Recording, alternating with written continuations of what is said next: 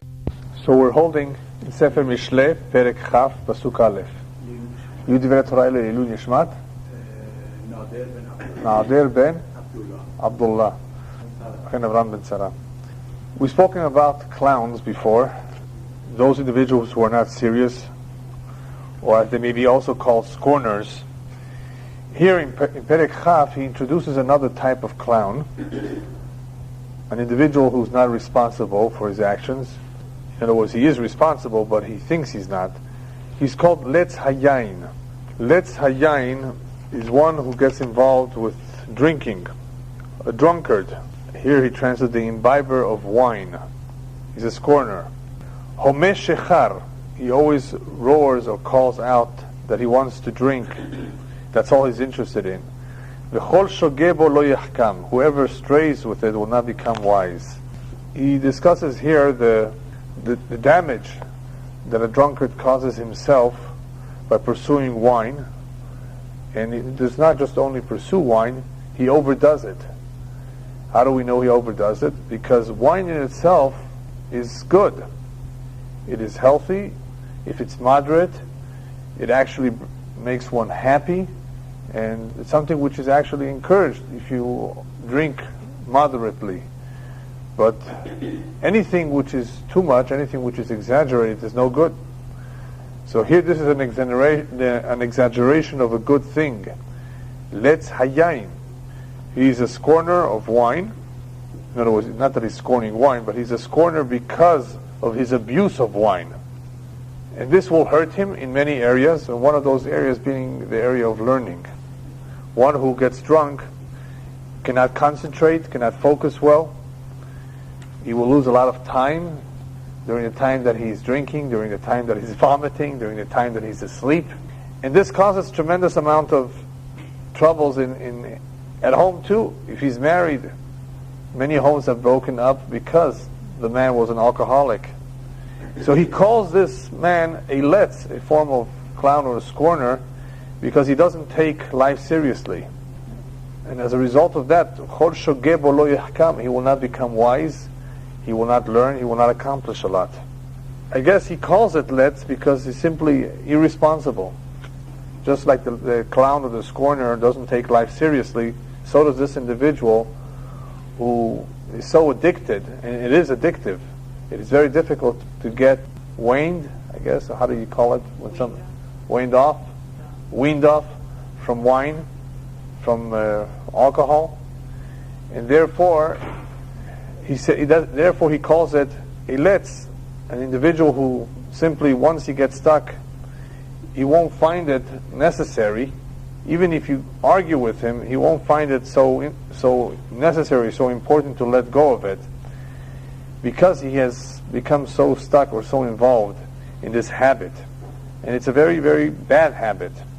It causes a tremendous amount of damage, and the rabbis also tell us that it leads to kalut rosh, to being very light-headed.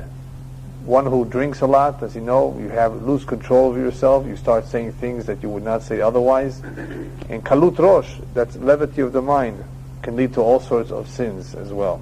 The next pasuk can be somewhat related to this, and we've seen it before. Similar pasuk. Naham kakfir imat melech mit'abero chote nafsho. The fear of a king is like a lion's roar. He who provokes him forfeits his life. You don't want to provoke a lion. What imat melech are we talking about here? The fear of a king, it could be talking about either a human king, in other words, a mortal king, or it could be talking about HaKadosh Baruch Hu. The fear of the king is like the fear of the lion's roar. What's the resemblance here? The resemblance is that even though you do not see the lion, if you hear the roar, you still have something to be fearful of.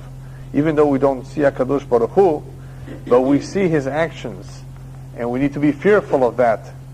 Especially the one who's mit'abro chote nafsho, the one who provokes him. He's the one who has a lot to lose, for he forfeits his life. Who is he who provokes him? Perhaps the one that we just spoke about before, the one who is drunk, which leads him to all sorts of trouble.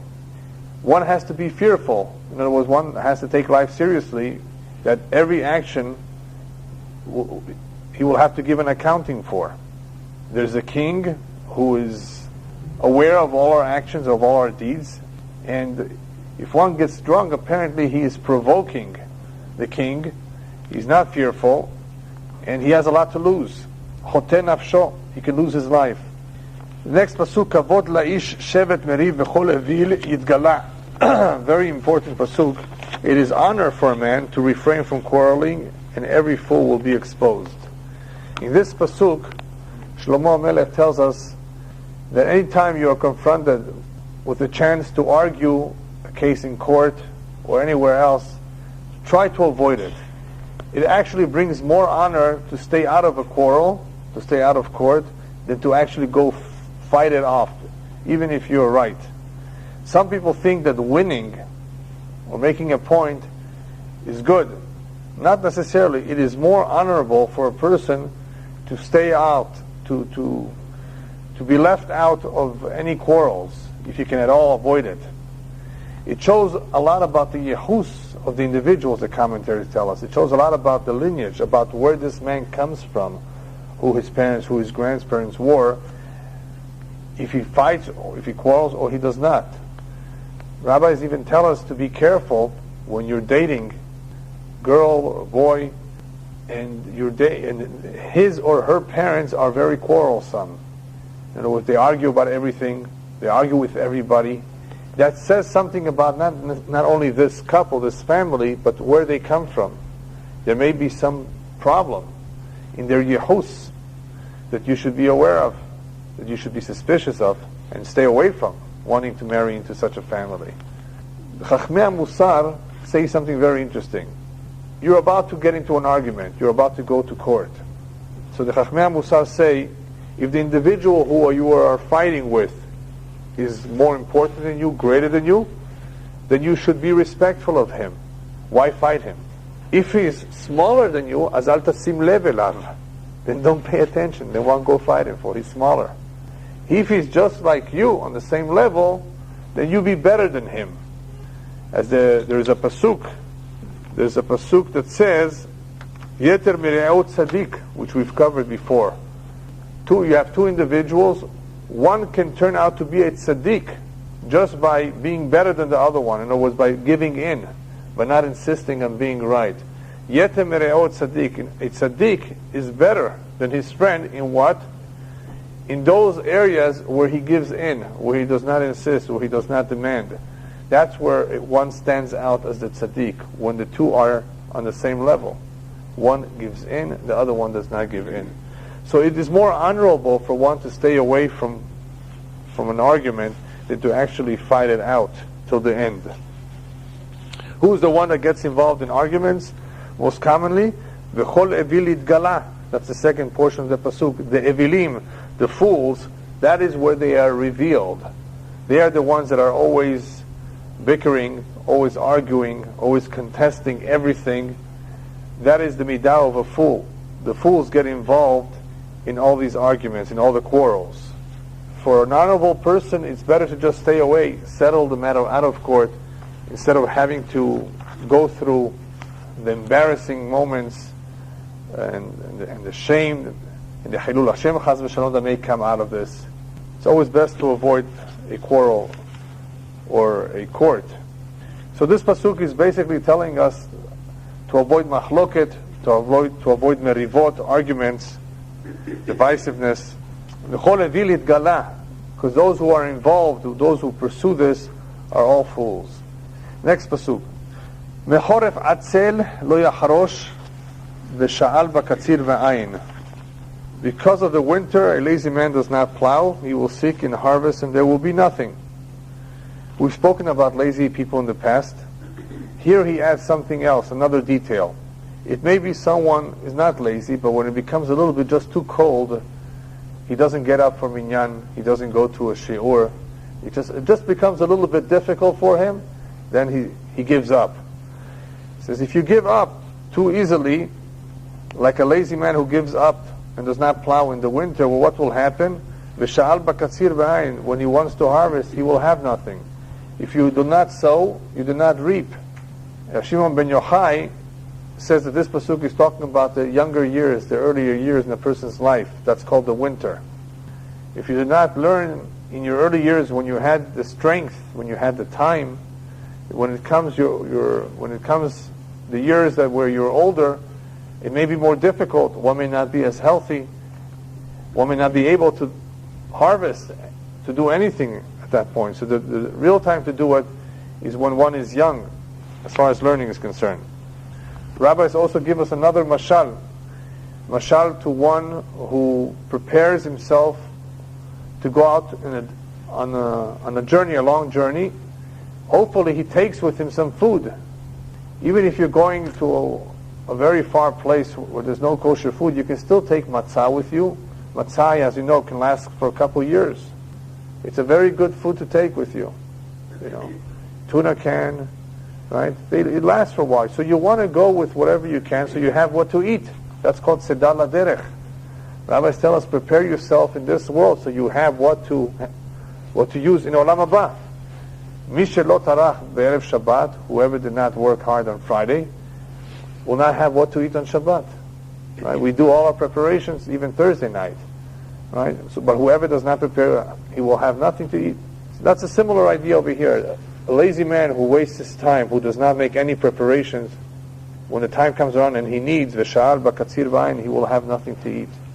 This pasuk, Ma'im amukim etzah belev ish, ve'ish tevuah yidlena.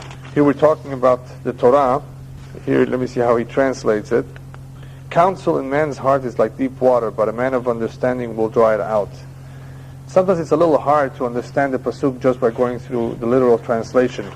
Ma'im amukim etzah belev ish is talking about the deep waters of the Torah, that in order to draw it, ish tevuna yidlena, you have to know how to draw it. The man of understanding knows how to draw it. How do you draw words of the Torah? You don't jump to the Kabbalah first, which is the deepest waters.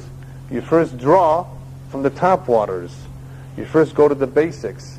You first learn Chumash, Rashi, Halachot, Mishnayot, Agadah, Gemara, and then you go to the Kabbalah if you're interested. Because we're talking about deep waters. And these deep waters are also not acquired al regel achat, as the rabbis say, standing on one foot. It takes time. And it's not easy because one has to go deep into the Torah to be able to fully grasp the Torah. Even though it is within our reach, as the Torah says, Kilo b'shamayim hi. It's not in the heavens that you have to go and look for it. It's not something out of reach. It is within reach. But it's not acquired overnight, standing on one foot. Slowly but surely. V'ish tevuna, one who has understanding, will be able to yidlena, he will be able to draw the water. If he has a certain derech, if he knows how to go about it. And those who are beginning to learn, it will be worthwhile for them to get some guidance as to what to learn first, how to learn it. And according to our tradition, every neshama is here in this world to learn something else. How is he supposed to know what to learn? The neshama feels an attraction to something, and that neshama pursues that particular study much more than anything else. The right thing to do is, of course, to know a little bit of everything. Halachot, we need to know. We have no choice. We need to know how to do things right on Shabbat, on the holidays. We need to know how to put on tefillin, how to make blessings. So we have no choice. We have to learn halachot. But after one has learned the basics, the Rambam says he can concentrate most of his efforts in that learning which he feels that is pulling him more, that he's more interested in, because that is not only an indicator that that's where the neshama is here to learn, but the rule is whatever you enjoy, you will always do better in. If you enjoy learning something, you will want to learn it. You will not skip a class in it. When you have some free time, you'll read more of it. Whatever you enjoy learning, that's where you should spend most of your time. But don't let go of all the other studies as well. A Jew has to be well-rounded. But definitely concentrate your efforts on that which is drawing your neshama most, because that's what the neshama is here for. So here he's reminding us that the Torah, even though it's within reach, it requires work. It's not acquired overnight, and it requires perhaps some guidance. As he says here, "Ve'ish tevuna yidlena." A man of understanding will be able to draw. He will know what to draw first. Next pasuk is also a very important pasuk. Rav Adam Yikra Ish Hasdo V'ish Emunim Mi Yimtza. Many people call upon the man who promises them kindness, but who can find a trustworthy man? That's a pretty good translation. Rav Adam Yikra Ish Hasdo. There are many people who promise us many favors, who promise to be kind, who promise to be giving. There are many who are popular because of their money. But in reality, Shlomo Melech reminds us, you want to know what the reality is? Don't be misled by all these promises of these people who are being called Ish Hasdo or Ish Chesed because they have money. Let me tell you the fact, let me tell you the reality. The reality is Ish Emunim Mi Yimtza. It is very rare to find someone who you can count on in time of need. This is a pasuk describing a situation where one is going to have to come onto the favor of someone else. And that happens sometimes. We need other people's favors. So he says, Rav Adam Yikra Ish Chesed. There are many people who call themselves Ish Chesed. There are many people who promise, but they don't deliver their chesed, their kindness. They have money too, but they don't share their money with anyone. Because Ish Emunim Mi Yimtza. It's very rare to find an Ish Emunim, a man of his word, a man that you can count on in time of need. And this is something unfortunate because, here people are really counting on some people who they thought were their friends all along. And when it comes, when the time arrives, when the challenge comes up, they can't, meet that challenge. They don't want to. Because Ish Emunim Mi Yimtza, it is very rare, he tells us. It is rare. Therefore, don't be disappointed. Many people are disappointed. Don't be disappointed, he says. It's just a fact. It's very rare. Most people do not necessarily deliver. You can't count on them. And that's how it is. Pirush on this pasuk is Rav Adam Yikra Ish Hasdo. There are many people who like to take credit for what they do. There are very few people who like to do things quietly, just be'emunah, just l'shem shamayim. A lot of people like to take credit for what they do, so they like to publicize their actions. And that's not too good. That leads us to the next pasuk. Next pasuk tells us what is the right way to do things. Is mitalech betumot tzaddik.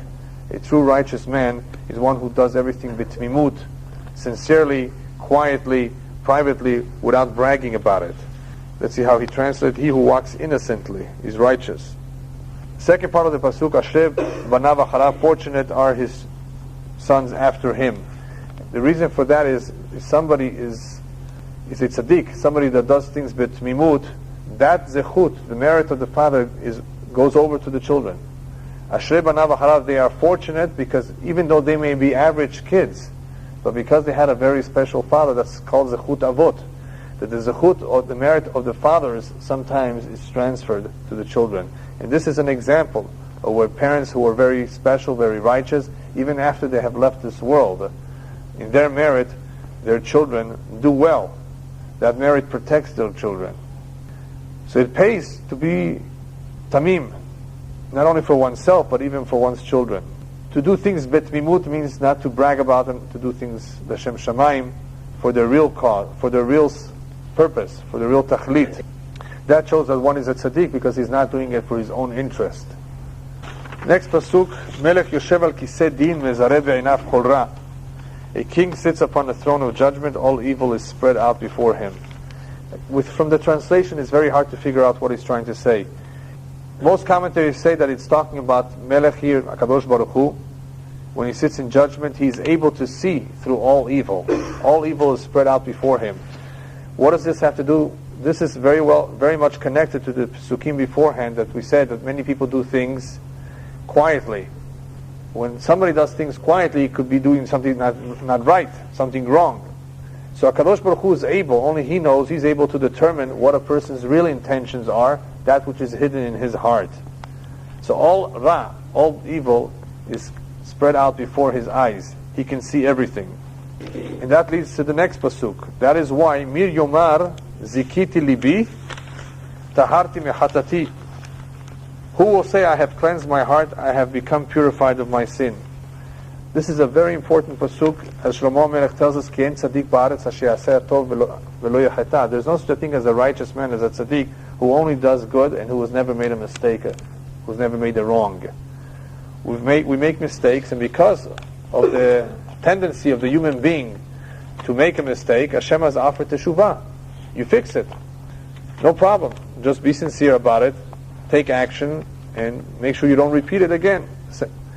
So therefore, Shlomo Melech reminds us over here, Mi Yomar, who can ever claim, Zikiti libi, I have made my heart pure and clean, Taharti mechatati, I have cleansed myself of sin.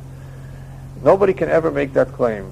And not only can no one make this claim, but it's not a good idea to ever think that one has done everything that he has to do. Because rabbis tell us, a person should always look at himself as Chatzi Zakai, that he's half meritorious, and that he's half not meritorious. Let me see if I have here the quote here. Le'olam yir'eh adam atzmo mechze zakai mechze chayav. Half guilty, half innocent. Why?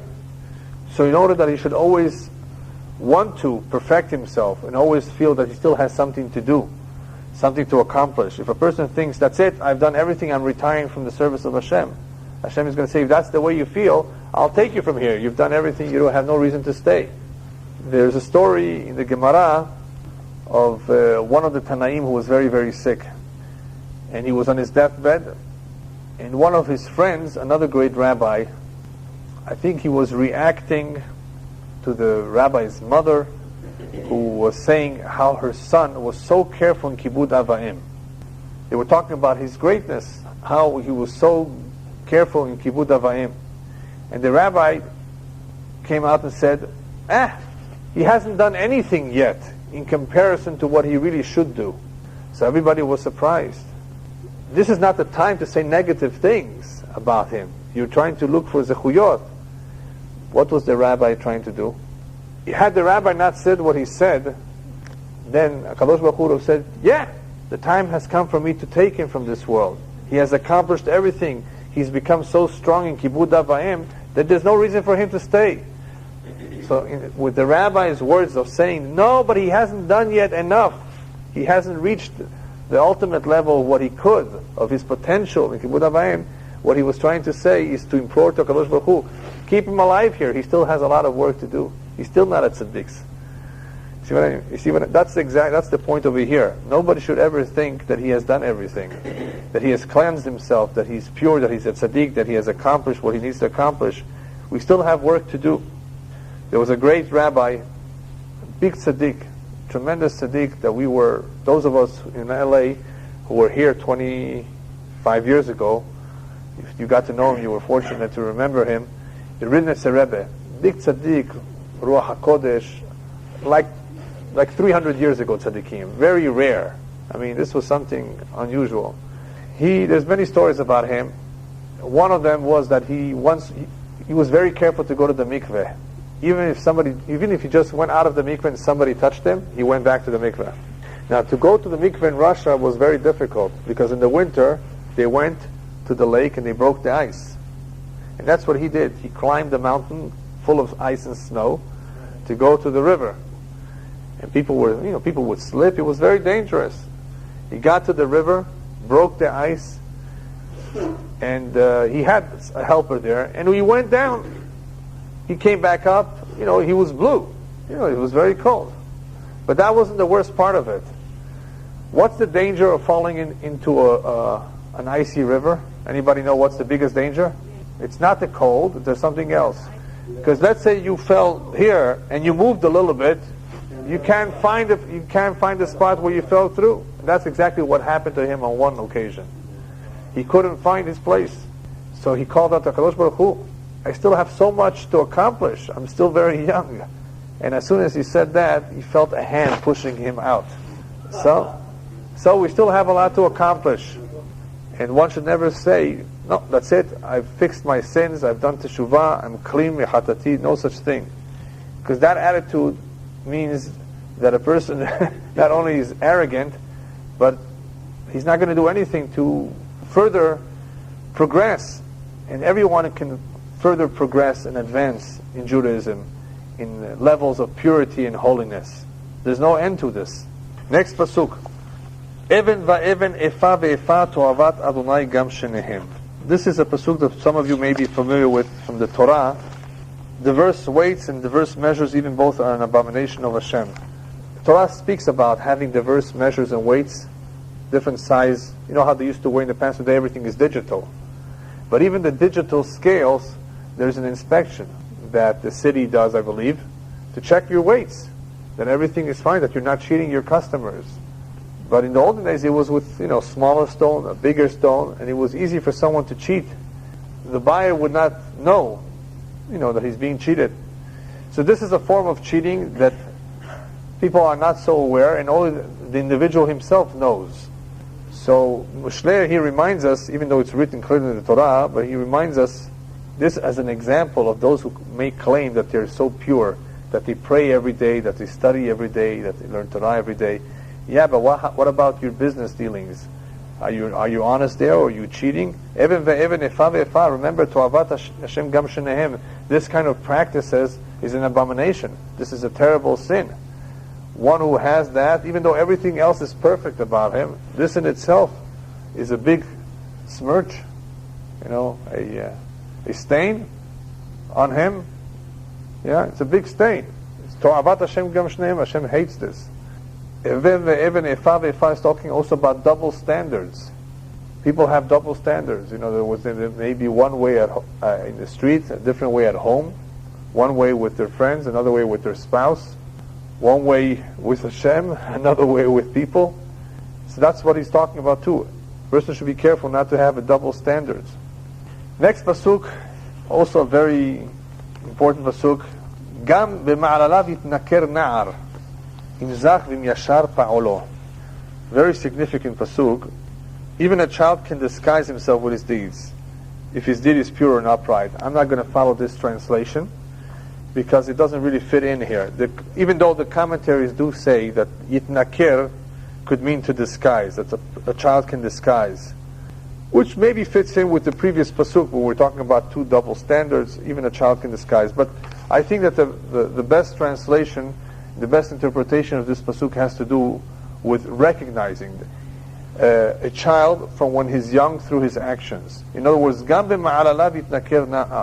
even when a child is still young, through his actions, his ma'alalat, his playful actions, you can already tell, you can already detect from early on, imzach v'myashar pa'olo, if this is a pure child, an honest child, or a corrupt, crooked child.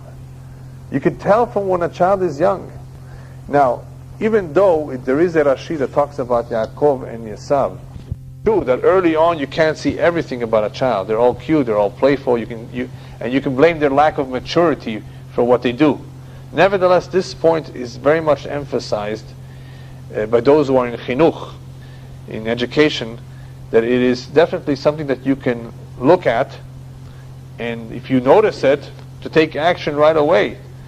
No, that's not right to do. Not whether it is to lie, whether it is to steal, whether it is to hit, whatever it is. You can already tell from when a child is very young, what kind of a child he will be, what kind of a man he will be, or woman he will be when they will grow up. And this is the time to catch these things. There's a very cute midrash about this pasuk. Moshe Rabbeinu, when he was a baby, you know who raised Moshe Rabbeinu when he was a baby in the beginning? Batya, Bat Paro, right? So she brought him into the palace, and Paro wanted to see him, played with him. And one day, this baby, Moshe Rabbeinu, pulled off Paro's crown. Now Paro got very, very angry, because he was very superstitious too. This means something about the future.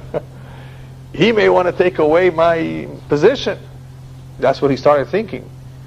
He called his Chachamim. What do you have to say? So the Chachamim said, listen, it could be he was just playing around. Why are you thinking that already in the future? Let's make a test, they suggested. We're going to offer him 2 platters. One platter full of burning coals, and one platter full of jewels. Let's see if he's smart, and that's why he pulled your crown too, or he's just a child. Let's see which one he chooses. He was about to choose the jewels, and an angel came and pushed him in the direction of the coals, and of course he burnt his fingers. when he put him into his mouth, Oh, they said he's just a child. Look, he grabbed the burning coals too. Yeah, you can tell from when a child is still young, you can tell a lot about him. Ozen shomat ve'ain ro'ah, Adonai asa gam shenehem. The hearing ear and the seeing eye, Hashem has made both of them. We know that. What is the chidush over here? Very important chidush. If we can hear with our ears and we can see with our eyes, and Hashem made these, then for sure Hashem could see and Hashem could hear everything that we do. This pasuk is relating to the Hashgacha of Hashem. As the Chafetz Chaim indicated at the turn of the century, the 20th century, when recorders came out, cameras were already around. It says, you see, from the technology of today, we can see how true the words of the Mishnah are, Ain ro'ah ve'ozen shomat ve'chol ma'asecha b'sefer nichtavim, that there's an eye that sees. And today with satellites, it's even more true. An eye can see from above, from far away, could read a license plate of a car. If these human inventions can see from so distance, if we can record our own voice, don't you think that HaKadosh Baruch Hu has a sophisticated video machine that has recorded everything? And that's what many people who have gone through Mavet clinical death, have all said. They all have said this pretty much, that one of the things that they saw as soon as they went upstairs was a video, like a video or film or movie of their entire lifetime go by very quickly. Frame by frame, but very quickly. From the time that they were young until then. Because everything is recorded. So that's what he's pointing to over here. These are things that Hashem made. Then for sure he is able to see himself and he's able to hear himself. Everything that is being done over here. Down below. Next pasuk. Al te'ehav shena pen tivaresh pekach einecha seva lachem. There are some people that love to sleep. And that's what this pasuk is for. Do not love sleep, lest you become poor. Open your eyes and be sated with bread. He's talking about sleep, how sleep is something which you don't want to overdo. Remember we started off with wine. Sleep is good, it's necessary for the body as long as you sleep what you need to sleep. The Rambam says the average number of hours that a person needs is 8. When you get older, you hopefully can do with less. A child needs a little bit more. But 8 hours, there are some people that continue to sleep, even though they don't really need to. And that is no good because it's, first of all, a waste of time, precious time. And who's the one that loses out more than anyone else? Those who learn Torah, those who go to minyan, those who go to shiurim. And that is why he calls it here penti varesh. You will become poor not only economically, but the more one sleeps, the less mitzvot. He will be poor of mitzvot. Pekach einecha seva lachem. Therefore, open your eyes, get up, and satisfy yourself with the bread, meaning the bread of the Torah. Learn as much as you can. There's no limit to how much one can learn. There's some people that literally go to sleep late because they were doing something silly before, and they wake up 12 o'clock, 1 o'clock in the afternoon. Now they may not have slept many hours, but their whole morning is gone. Not only have they missed Shachrit, but these are the best hours for one to function. You were going to ask something, yes? 8 hours is 1/3 of your life. That's right. That is why the rabbis in Masechet Shabbat say, how long does a person live? 70 years? Subtract 35 that he's in bed. Half his life, you're asleep. Subtract a few more hours for eating, for going to the restroom, for taking care of your personal needs. How much are you left with already? And of the few years that are left, how much do we take advantage of? How much do we use? Some of the great rabbis were very careful with the time. The Gaon of Vilna at the end of the year before Rosh Hashanah, he had a little booklet how many hours he wasted. And throughout the year it amounted to 2 or 2.5 hours that he wasted. And what was his wasting of the time? I'm sure it wasn't the kind of waste that we do. It was things that had to do perhaps with the community, that he felt was not maybe that important. There was one rabbi who he was my father's Rebbe, who always went with his shoes untied. They asked him why. Because I figured it out that over the year to tie my shoes takes a couple hours if I count out all the minutes. You don't have to do that. I suggest you buy shoes without shoelaces, so you don't have the problem. But there were some tzaddikim who were very careful with the time. Time is very precious. So what does this remind us of? It reminds us of the English saying, let's kill time. Right? There are some people who are in the mood of killing time. And that's too bad, because life is precious, the time is precious, and we shouldn't be killing it. The commentators explain that Shlomo Melech here emphasizes the point of being active versus being inactive. A human being has so much to contribute, so much to give, so much that he can accomplish when he's active, when his eyes are awake. But when he's asleep, what could he do? There was once a king, I think it was Napoleon, who used to sleep very little. There was one king. They asked him, why do you sleep so little? He says, whenever I'm asleep, I'm just like the poor man. I'm not a king. I'm only a king when I'm awake. So I want to be a king as much as possible.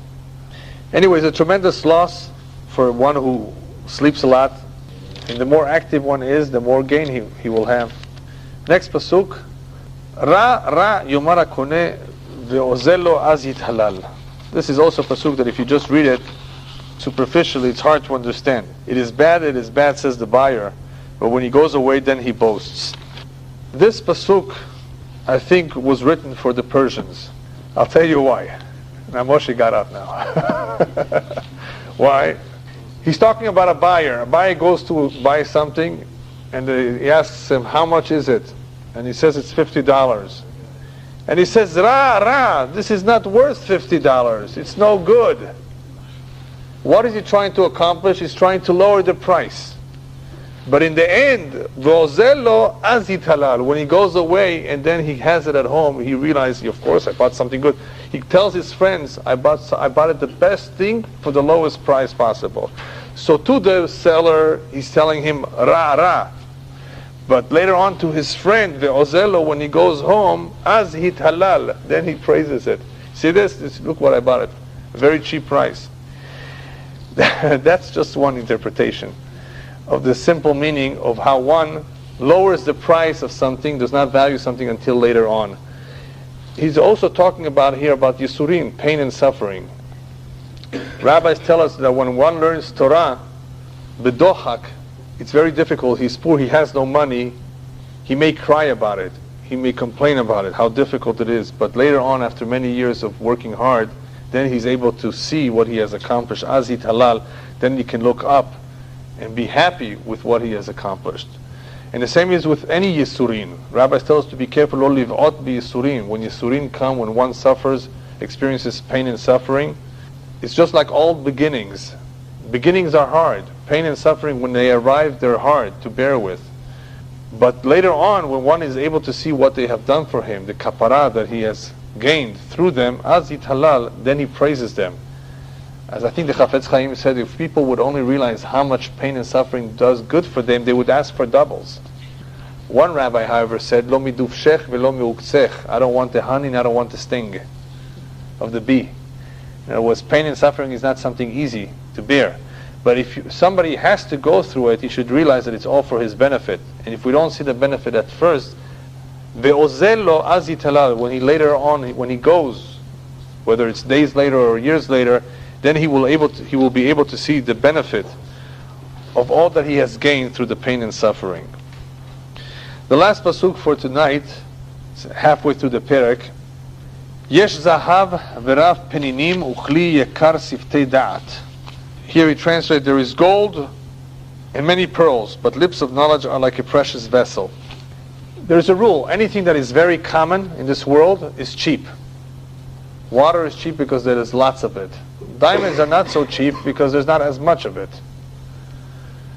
So here he says like this, Yesh zahav v'rav peninim, all over the world you will find gold, you will find pearls, but you should know, uchli yakar, a precious vessel, siftei da'at, are lips of wisdom, lips of knowledge. If one makes something with his own hands, that's much more precious than the raw metal. Metal, gold, silver, it's all over the world. But that is not as precious as making something out of it. A kli yakar, a precious vessel, is that which is made by the human being. He has transformed what is raw, what is so common, to something which is not as common. It could be a masterpiece. That is the same with siftei da'at, with lips of knowledge. One has taken the knowledge, has absorbed it, and now he has developed it, not only acquired it, but used it, applied it. That is something to be admire, something praiseworthy. There's a similar pasuk mentioned elsewhere about who one should praise. There's no reason, the Prophet says, to praise one who is strong, one who is smart. These are gifts from Hashem. A person has an IQ of 245. He knows all the white pages by heart, the numbers. There are some people who are gifted. That's not something to admire whatsoever. Judaism does not believe in the Guinness Book World of Records, because these are records or feats that are perhaps with the individual from when he was born, or something that he did because of something that he has through his mazal. What Judaism is really interested in what one accomplished on his own. Eizu chacham halomed mikol adam. Who is the true chacham? One who learns from others. Eizu gibor, not one who can lift 500 pounds at the Olympics and get the gold medal for it. Eizu gibor hakovesh et yitzro, one who's able to control his... Because that is something that he did on his own. That is not in his teva, in his nature. That is not a gift mishamayim. How much money a person made is not something to admire. We're supposed to give respect to the rich. That yes. But not to admire. That's matana. He received either a beracha, either a gift, yerusha, an inheritance, mazal. He may not know how to sign his name, and he's made millions of dollars. So what? That's not something to admire. What do we admire? One who has done something on his own. An accomplishment, of course, with the assistance of the Kadosh Baruch Hu, but nevertheless through his free will. And that is the point that he brings out over here. There are many things that are nice, like gold and pearls out there. But Echli Yakar, the true vessel to admire, that is really precious, is Siftei Da'at, one who has acquired knowledge, one who has done something on his own. That is what one should admire. And I, of course, bring this out to the children, children, and even adults. Sometimes people tend to admire the wrong things. I'm not even talking about movie stars right now, that one should totally not have any admiration for them, because if you would only know what kind of lives they lead, you would see that they're totally empty, not the way they appear. I'm not even talking about that, but even other accomplishments. If people look at the vessel, at the car, or at the suit a person is wearing, that does not tell you too much about the individual. There's a lot of nice people out there, or at least they look nice, wearing a suit and a tie, and the hair is combed very nice, and they're carrying a little briefcase, and they look very professional, but they're completely rotten inside. We even had a president like that in the White House, President of the United States. We've had other leaders and kings who have reached the top position, but there was nothing in them. Yirat Hashem hititalal, as we will see with Hashem in the end of Mishlei, that the best quality for one to have in a woman is God-fearing woman. And the same way is also in every individual, as the rabbis tell us in the Gemara, that pasuk is talking about all the sedarim in the Mishnayot. One may be able to know all of these Mishnayot by heart, but the treasure of Hashem is Yirat Hashem. That's what HaKadosh Baruch Hu is looking for. If a person has that treasure, then he's worth something. If he does not have that treasure, all he has is all the Mishnayot and Gemarot and all the Halachot Balpeh, that does not do him any good. He may have a good mind, he may be very knowledgeable, but that is worthless if he has not acquired Yirat Hashem. That is what he calls here Kli Yakar. That is the most precious vessel, a vessel that is made up of lips of knowledge. That is something that one has done on his own, not something that he has received from birth. It's not a gift, but something that he has shaped and formed on his own. That is something that we should admire. That is what we should tell our kids. Look up to this great tzaddik, to this great rabbi. When he was a child, he was just like you, and this is what he has made of himself. Of course, Hashem has helped. Hashem helps those who help themselves, and everyone can become like that if he really chooses to. And if we look up to the right things and we admire the right things, and the children will admire hopefully those things too. But if a child hears his parents admiring money, the more money, the better you are. The more you spend, it's better. If that's what a child hears in his house, that everything is about money, we should look up to those who have money, that's what the child is going to want to look up to. There are some things that we should not look up to at all. And I always make this point very, very strong in my house, that these are not things to admire. Either it's a person's mazal, let him have it, let him enjoy it, but this is not something to emulate. What we should emulate are the qualities of the tzaddikim, because these are tough to acquire. It takes hard work, but it can be done. And in the end, if those are the things that one acquires, that will be something really praiseworthy. And that is what Shlomo HaMelech tells us, Tov Shem Yishem Tov Yom HaMavid Miyom Evaledo, even though we're not talking here about Avilut, but nevertheless it's still the same idea. It is better to have a good name, to have earned yourself a good name, much better than all the perfumes, all the good oils. And day of death is better than the day one is born. Why? Because when the day one is born, one does not know what will happen with him. All babies are cute. It's only when one can take a look at the last day of an individual's life, oh, this is all that he has accomplished. That's when people can be differentiated. When they're babies, you can't tell. Only towards the end can you tell what a man has accomplished. And if he has accomplished getting himself a good name, then he has done a good job, and that he has done on his own. Hashem will give one possessions. Hashem will even give one good health. Hashem will give one children too, and even a long life, and even a good woman, Bezat Hashem. But that does not mean that a person himself has made of himself a good person, just because he has gotten all these things. These are things that he has received. The real key, the real test is, what have you done on your own? That is the kli yakar, the precious kli, the neshama perhaps we can say. What have you done with that? The neshama that I have given you here for 75 years. Show me, Hashem is going to ask, what you have done with it. Hopefully, B'ezrat Hashem, after 120, we will be able to show HaKadosh Baruch Hu, this is something that we have appreciated and we have worked hard to preserve and to elevate. And when the time comes, we will return it to you as clean as we received it, B'ezrat Hashem.